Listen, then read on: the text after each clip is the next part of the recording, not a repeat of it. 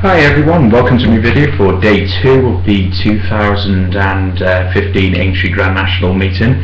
I hope you enjoyed the video for yesterday. Bit of an in and out day. We obviously got the winner in Silvaniaco Conti at the Betfred Bowl. That was a really good performance, and then obviously Tagliatelle at the last at a decent price.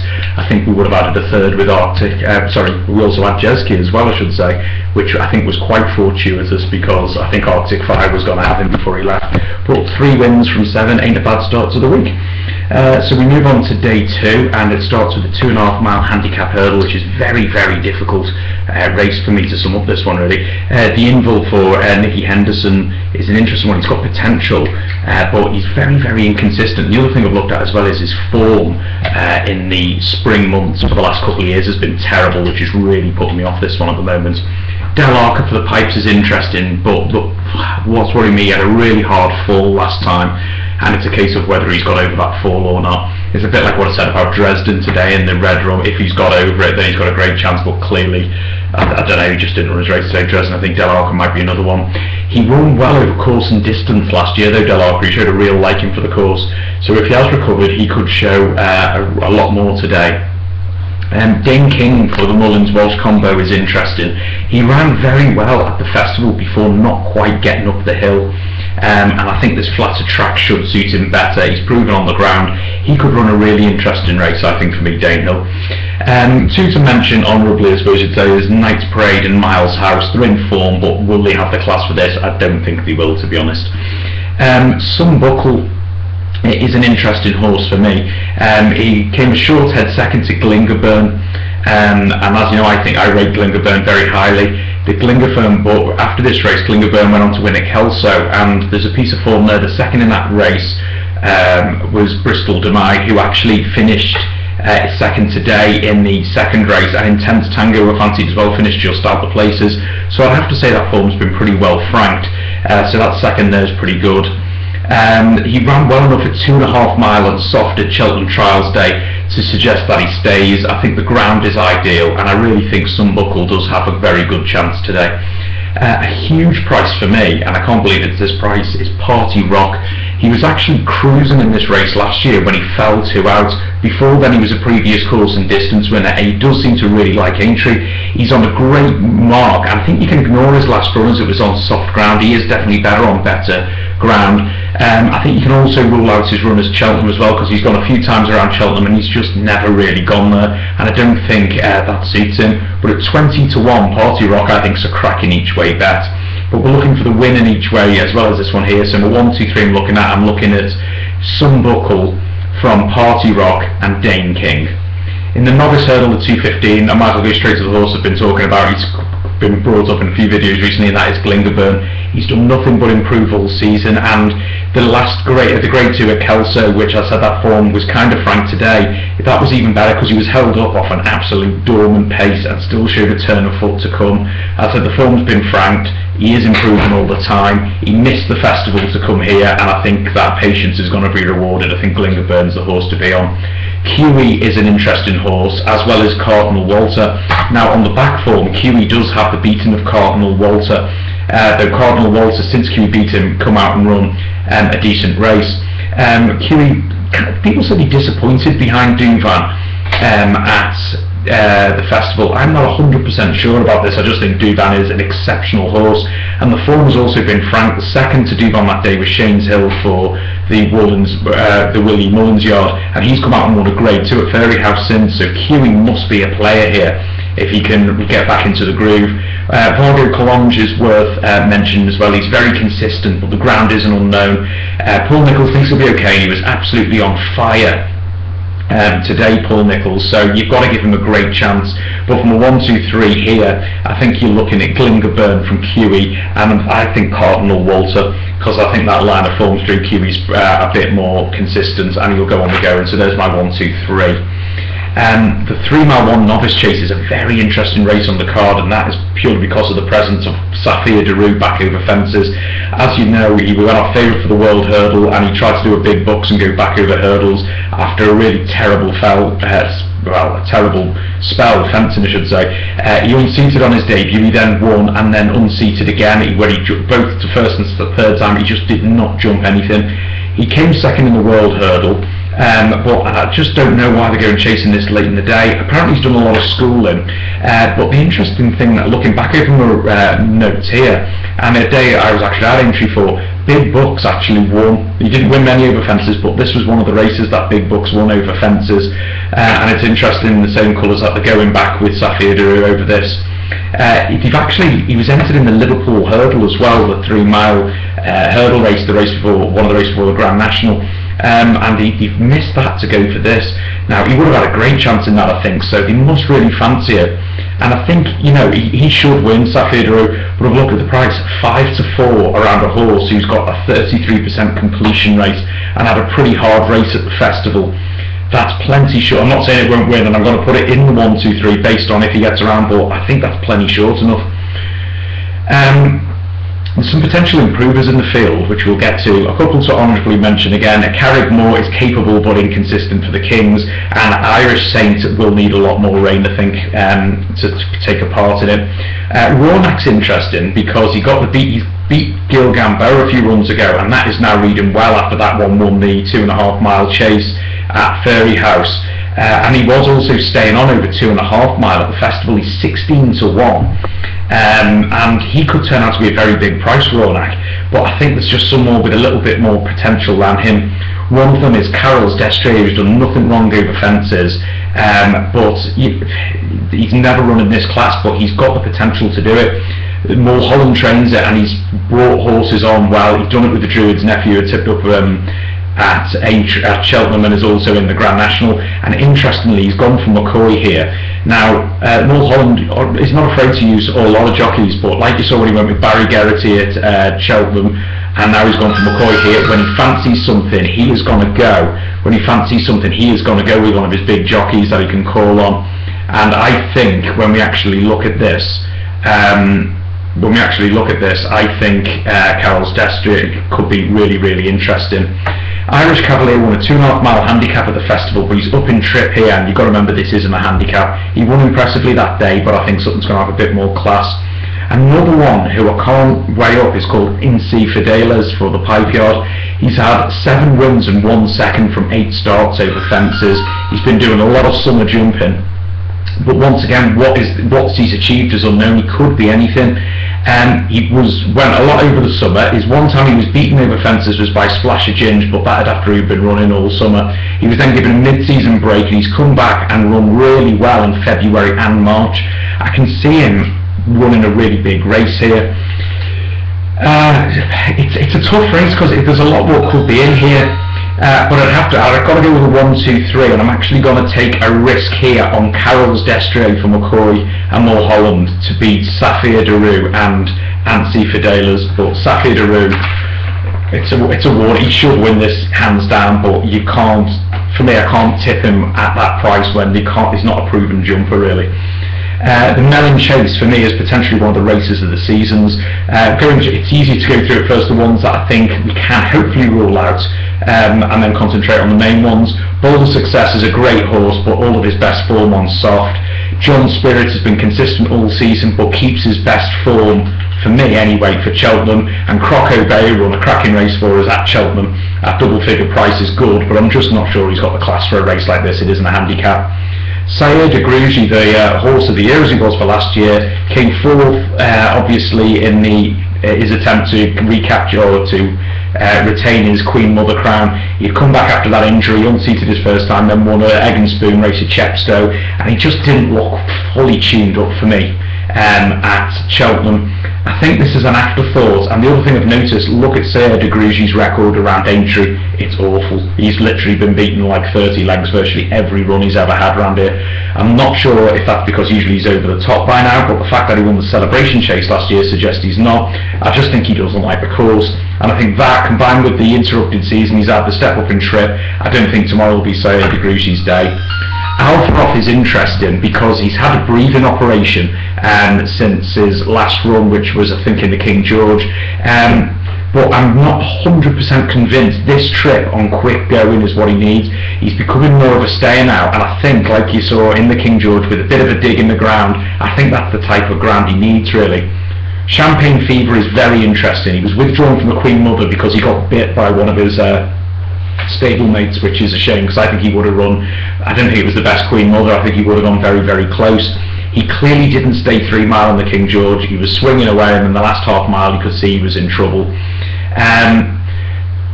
The other thing I would say is the horse I'm going to tip up, who I've tipped up before, in the race before his last win, where he fell, I think he was going to get taken by the horse who I think will win. I'm going to come on to now, and that is Don Cossack. And for me, Don Cossack is the class horse of the race. I've not lost faith in this at all. I think he would have gone unbelievably close in the Ryanair chase. He made a massive mistake at the top of the hill, which didn't help.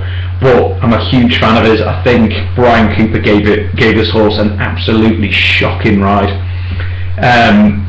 In the Ryanair, it was only a small field. He went for a run between 2 horses, got blocked. He carried on trying to go for the run, and then it got bundled through the fence because he didn't have a good view of it. He then switched to the inside, which, when it was a bit of a dig in the going at Cheltenham, you come down the outside. Everything went wrong for it, and he was third and staying on all the way to the line. I think nothing went right for him that day. His second in the 3 mile novice last year to Holywell has almost been franked. Holywell run a half decent but very strange race today. Obviously went close on the Gold Cup. Interesting today, obviously with Cooper suspended, they've gone for AP McCoy on this. He does need a bit of work on Cossack, but he's got the right man on board, and for me, Don Cossack's going to take some beating. Q Card has been placed in this race before, but he missed the festival because of an injury, and the question is he ready for this? And it's exactly what I said about Rock on Ruby today. Everything was around the festival, this was an afterthought, and would his fitness catch him? And that's exactly what happened with Rock on Ruby today. It's a really fascinating renewal, but my 1, 2, 3 I'm going for here is Don Cossack to beat Champagne Fever, and I think Alfroth will still run a decent race, but possibly not his day. The Topham chase over the national fence is really interesting. Like I said about Big Bucks today, which was true, Hunt Ball at the top will give you a run for his money, though I think he's high enough in the weights now, and he doesn't seem to fully get home over these national fences. Ruben Cotter is interested for Paul Nicholls because apparently he's been targeted this race, but he's shown very little over fences, but won really well last time after a huge break. Now, the best performance he'd had before this was on a seasonal reappearance as well, so I suggest the time to get this may be fresh. He could run well, and sometimes the national fences do spark horses into life, but at likely favouritism, I'm more inclined myself to think it might not be his day tomorrow. Pool Master is a huge price for me at 33 to 1. He's gone, I think, 4 times over these fences. He's always completed. I think the bad luck is 3 times has been on soft. The 1 time he's gone over this, which was course and distance on better ground, was in the Grand Sefton on Beecher Chase Day, and he won it, which was great. He's got a nice race, a nice racing weight. He should go very, very close. I can't believe the horse is 33 to 1, to be honest with you. I don't think he'll be that tomorrow. I think he'll be down below 20 to 1. So if you watch this tonight, which is Thursday, I think now will be the time to get on, really. His form is also linked in with a horse called Benny's Mist, who placed behind Pool Master in the Grand Sefton, but Benny's Mist as well also came second behind Martha Lura in this race last year. So based on that, his clear liking for the fences, Benny's Mist must go very, very close. Interesting form line is between Moniteur for David Pipe and Dana. Now, they're very, very close on festival form. Dana obviously touched off Moniteur, who were tipped up. But one thing I did think on that day is that Dana stayed the 2.5 mile trip better than Moniteur, and for me he jumped slightly better as well.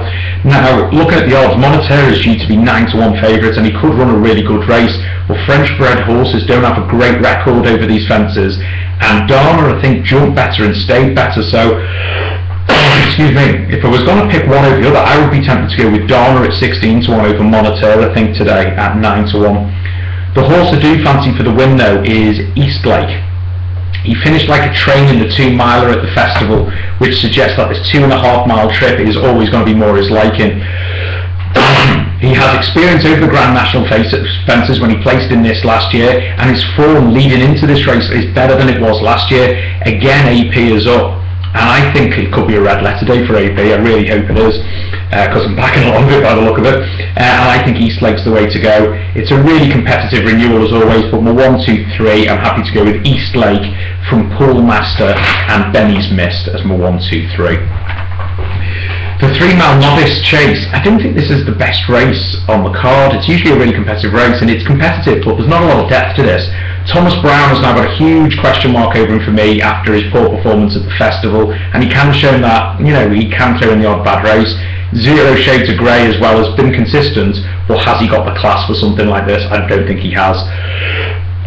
The Black Lion's interesting, as he was really inconsistent before the festival and he pulled up. The better ground should suit him, but the worry was he didn't seem to travel that day, and I wondered if he was feeling the effects of a long season. If he's not, at his likely price of 16-1, Black Lion could be really interesting, but he does have a big question mark about him now.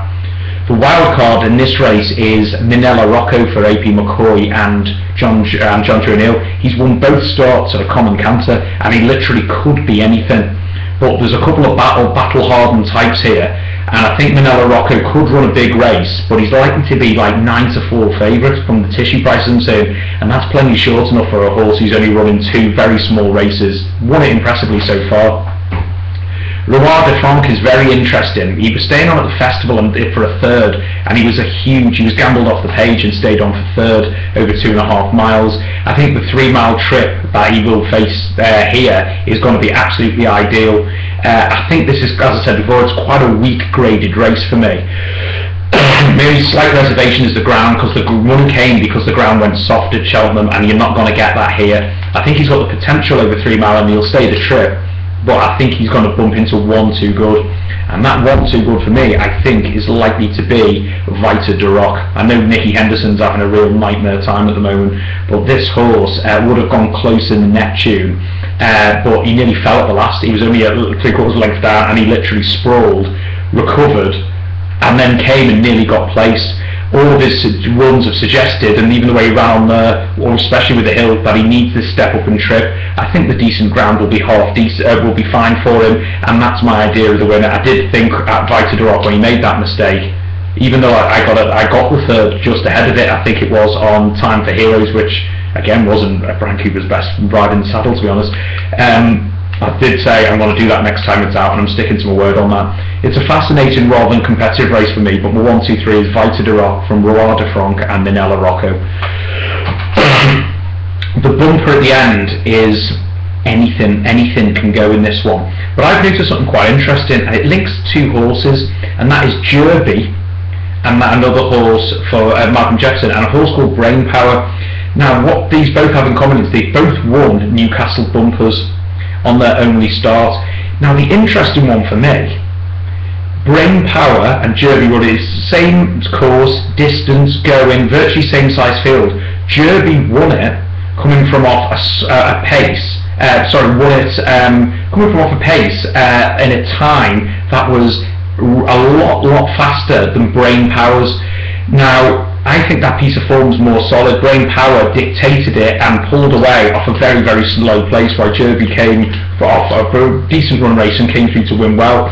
Now, the amazing thing here is Brain Power, while it could have trained on, is 7-1, but Derby is 22-1. Now, the only reason I can come up behind this is because Brain Power is trained by Nicky Henderson and Derby's trained by Malcolm Jefferson, and the Henderson yard is more of a showcase yard than the other one. I'm not saying Brain Power couldn't have improved beyond all means, he can do, it could be a better bumper, but for me, if you're looking at prices, I don't understand, when they both could be anything, why one is 22 and one is 7-1.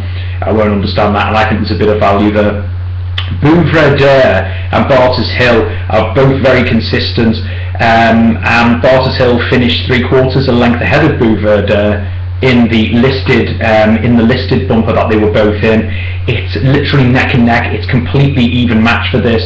My slight preference there would be for Bouvredere, because they said at the time that they're going to put it away for Aintree, and I think that could be something, but I'm just not convinced the form is that strong.